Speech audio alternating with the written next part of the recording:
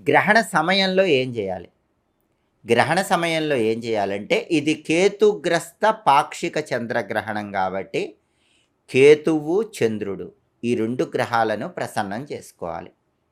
కేతువుకు సంబంధించి ఒక ధ్యాన శ్లోకం ఉంటుంది.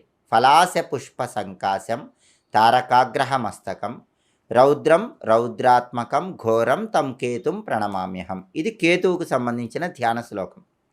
చంద్రుడికి సంబంధించిన ధ్యాన శ్లోకం కూడా ఉంటుంది. దధిశంఖ తుషారాభం క్షీరోదార్ణవ సంభవం నమామి శశినం సోమం శంభోర్మకుట భూషణం.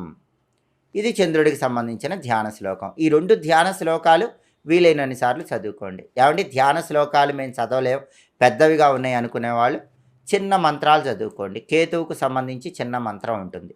ఓం ఖం కేతవే నమః. చంద్రుడికి సంబంధించి చిన్న మంత్రం ఉంటుంది. సోం సోమాయ నమః. ఈ 2 మంత్రాలు గ్రహణ సమయంలో చదువుకున్న ఉత్తమ ఫలితాలు.